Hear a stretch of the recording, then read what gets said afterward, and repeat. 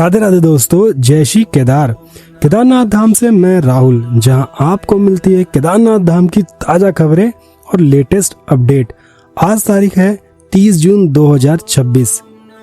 दोस्तों, आज जो नज़ारा मेरी आंखों के सामने है, पूरा केदारनाथ धाम बादलों में डूबा हुआ है। पहाड़ बर्फ से ढके हैं और सबसे बड़ी बात, आज भीड़ बिल्कुल खत्म हो चुकी है। मानसून ने उत्तराखंड को घेरना शुरू कर दिया है और इसका सीधा असर आपकी यात्रा पर पड़ने वाला है। और इसी के तहत हेलीकॉप्टर की सेवाएं भी अभी अनिश्चित काल तक के लिए बंद कर दी गई हैं। ठीक है, इसके बारे में भी आपसे बात करेंगे और आपको पूरी जानकारी देंगे। दोस्तों, कैसा है मौसम और किस तरह से अपनी यात्रा को और आप सुखद बना सकते हैं, कितनी यात्रा आपके लिए सेफ है, आपको भी यात्रा करनी चाहिए या नहीं, सारी जानकारी आपको देंगे इस वीडियो में। चलिए स्टार्ट करते हैं इस वीडियो को। सबसे पहले बात करते हैं आज के मौसम की।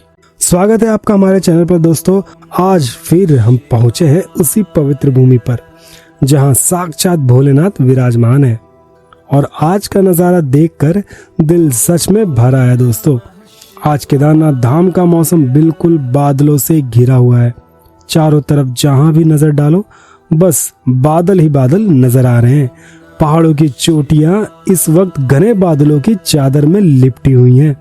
जब जब ये बादल हल्के से छटते हैं तो पीछे बर्फ से ढके हुए पहाड़ झलक दिखाते हैं और वो नज़ारा दोस्तों शब्दों में बयां करना मुश्किल है। ऐसा लगता है जैसे खुद महादेव ने अपने धाम को बादलों से चारों तरफ से ढक रखा हो। ये खूबसूरती आज चारों तरफ फैली हुई है। ये केदारनाथ के मॉनसून सीजन की पहचान है। जून का आखिरी हफ्ता चल रहा है और जैसे कि हर साल होता है, मानसून ने उत्तराखंड की तरफ अपना रुख कर दिया है। पहाड़ों पर बादलों का जमावड़ा, अचानक मौसम का बदलना, हल्की हल्की बारिश की बूंदें, ये सब इस बात का संकेत है कि अब धीरे धीरे मानसून अब पूरे उत्तराखंड को अपने आगोश में लेने वाला है। अब बात करते हैं भीड़ की। दोस्तों, आपने नोटिस किया होगा दोस्तों, पिछले कुछ दिनों से जो दर्शन के लिए लंबी लंबी कतारें लगती थी, वो भीड़ अब लगभग खत्म हो चुकी है। मानसून शुरू होते ही बहुत से श्रद्धालु अपनी यात्रा टाल देते हैं क्योंकि पहाड़ी रास्तों पर बारिश के मौसम में थोड़ी सावधानी जरूरी होती है। तो जो भक्त आज यहाँ मौजूद है वो बड़े ही इत्मीनान से बिना किसी धक्का मुक्की के बाबा केदार के दर्शन कर पा रहे हैं। अगर आप शांति से बिना भीड़ के दर्शन करना चाहते हैं तो ये समय आपके लिए एक अच्छा मौका है। दोस्तों, बस मानसून की तैयारी करके आइएगा। अब मंदिर परिसर की तरफ से देखिए, बाबा केदारनाथ के दर्शन के लिए आज भी श्रद्धालु पूरी श्रद्धा भक्ति के साथ कतार में खड़े हैं। बादलों की ठंडी हवा, हल्की फुहारें और पीछे बर्फीले शिखर, ये पूरा माहौल किसी दिव्य अनुभूति से कम नहीं लग रहा। जो लोग यहाँ आए हैं उनके चेहरे पर एक अलग ही सुकून और भक्ति का भाव झलक आता है।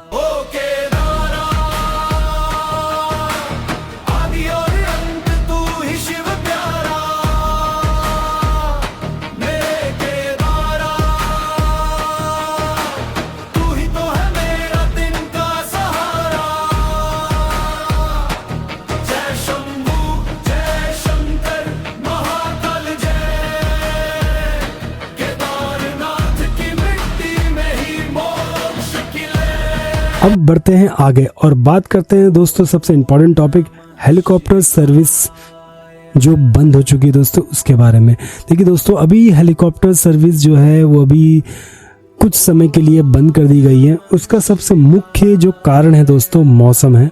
जिस तरह का मौसम आप देख पा रहे हैं, लगभग एक हफ्ते से दोस्तों मैं सारी वीडियो डाल रहा हूँ, आप चाहे तो देख सकते हैं। मैं हर वीडियो में बता रहा हूँ कि मौसम जो है लास्ट में 12 बजे के बाद मौसम इतना ज़्यादा ख़राब हो रहा है, मतलब दोपहर में 1 बजे के बाद, कभी 2 बजे के बाद, तो बार बार ना मतलब सर्विसेज चल रही हैं फिर बंद हो रही है, जिसकी वजह से उन्होंने ये फैसला लिया। दोस्तों, जैसा कि आप जानते हैं केदारनाथ घाटी का मौसम हर रोज बदलता रहता है। ठीक है, खासकर दोपहर के बाद। पिछले कुछ दिनों से लगातार बादल छाए हुए हैं, अचानक बारिश हो रही है। कई बार विजिबिलिटी इतनी कम हो जाती है कि हेलीकॉप्टर उड़ान भरना सुरक्षित ही नहीं रह जाता। यही वजह है प्रशासन और हेलीकॉप्टर्स ने यात्रियों की सुरक्षा को ऊपर रखते हुए फिलहाल सभी फ्लाइट्स को रोक दिया है। रुद्रप्रयाग प्रशासन की तरफ से साफ कहा गया है कि केदारनाथ का मौसम कभी भी खराब हो सकता है। इसी वजह से सुरक्षा गाइडलाइंस के तहत हेली सेवाएं बंद कर दी गई हैं। जो भी श्रद्धालु फाटा, सिरसी, गुप्तकाशी हेलीपैड से उड़ान का इंतजार कर रहे हैं, उनसे अनुरोध किया गया है कि वो धैर्य बनाए रखें, सिर्फ आधिकारिक अपडेट्स पर ही भरोसा रखें। अब सवाल आता है कि अगर आपकी फ्लाइट्स कैंसिल हो जाती है तो क्या करें। सबसे पहली बात, घबराइए मत। मौसम की वजह से कैंसिल हुई फ्लाइट का पूरा रिफंड आपके मूल भुगतान माध्यम से 5 से 7 वर्किंग डेज के अंदर आपको मिल जाएगा। ये प्रोसेस IRCTC की हेली यात्रा पोर्टल के जरिए ही होता है। इसलिए दोस्तों, मेरी हमेशा से यही सलाह है कि हेलीकॉप्टर बुकिंग के साथ साथ एक बैकअप प्लान भी रखिए, यानी पैदल ट्रैक के लिए जरूर सामान और मानसिक तैयारी भी रखें, ताकि मौसम खराब होने पर भी आपकी यात्रा प्रभावित ना हो। एक बार फिर सावधान करना चाहूँगा दोस्तों, किसी भी एजेंट या अनाधिकृत वेबसाइट पर भरोसा बिल्कुल ना करें, ठीक है दोस्तों, क्योंकि अभी बहुत सारी वेबसाइट हैं इंस्टाग्राम पर, बहुत सी फर्जी वेबसाइट जो एक्टिवेट हो गई है, तो उनसे आप बच कर रहें। केवल ऑफिशियल वेबसाइट पे ही भरोसा करें, जो कि IRCTC की ही वेबसाइट है, ठीक है दोस्तों। आपको बता देते दोस्तों कि अब जैसी यात्रा स्टार्ट करते हैं तो आपको टोकन कहाँ लेना है, तो मैं आपको बता दूं। देखिए, अभी आप सीधे जाएंगे, जैसे ही हम यात्रा पे आते हैं दोस्तों, तो जैसे ही हम ये पुल क्रॉस करेंगे, जैसे कि आपको दिखा रहा हूँ, पुल क्रॉस करते ही आपको जस्ट सामने ही आपको दिखेगा एक, वहां पर लाइन लगी होगी दोस्तों, सीधे हाथ के लिए, जैसे कि आपको दिख रहा है यहाँ पर आपको अभी टोकन मिलता है। अभी यहाँ पर भीड़ कम है दोस्तों, क्योंकि जैसे कि आपको मैंने बताया, मौसम की वजह से दोस्तों अभी भीड़ जो है काफ़ी ज़्यादा कम हो गई है। तो आराम से यहाँ पर आप टोकन लीजिए और सीधे, कहीं आपको जाना नहीं है दोस्तों, कहीं अलग से नहीं आना। आप सीधे जैसे ही आप एंटर करते हैं ना दोस्तों, वैसे ही एंट्रेंस करते ही, पुल क्रॉस करते ही आपको सीधे हाथ पे आपको दिख जाएगा आपको टोकन काउंटर, वहाँ से टोकन लीजिए। फिर उसके बाद आप आस्था पथ, जहाँ से लाइन लगती है दोस्तों, जो कि मंदिर प्रांगण के लिए जाता है, मंदिर के प्रवेश द्वार की ओर, उसको आस्था पथ कहते हैं। तो उसी आस्था पथ में आपको लाइन लगानी है और आपको खाने पीने का सारा इंतजाम आपको आस्था पथ में मिल जाएगा। तो आपको कहीं जाने की जरूरत नहीं दोस्तों, आप सीधे आस्था पथ में लाइन लगाइए, आराम से जो भी आपको खाना खाना है, मैगी खानी है, कुछ भी जलपान करना है, वॉशरूम जाना है, सब आपको रास्ते में, आस्था पथ के रास्ते में आपको मिल जाएगा। और भीड़ तो बिल्कुल नहीं है दोस्तों, आप आराम से ट्रैक कर सकते हैं। जो ट्रैक 12 घंटे लगते हैं दोस्तों, क्योंकि घोड़े खच्चरों की संख्या इतनी ज़्यादा होती थी तो हमें रुक के चलना पड़ता था। लेकिन अभी घोड़े जितने भी संचालक हैं अभी छुट्टी पर गए हैं दोस्तों, तो अभी 1 या 1.5 महीने बाद आएंगे, तो अभी पूरा ट्रैक खाली पड़ा है दोस्तों। कुछ घोड़ा संचालक हैं अभी, ऐसा नहीं कि पूरी तरह से बंद होगी सर्विस, कुछ है, लेकिन ज़्यादातर जितने भी 70% थे वो सब अभी गांव चले गए हैं दोस्तों। तो अभी 30-40% मिलेंगे आपको तो थोड़ा बहुत घोड़ा संचालक। बाकी आपको एक चीज़ और बता दूं दोस्तों, अभी सबसे बेस्ट मौसम होता है यात्रा करने का।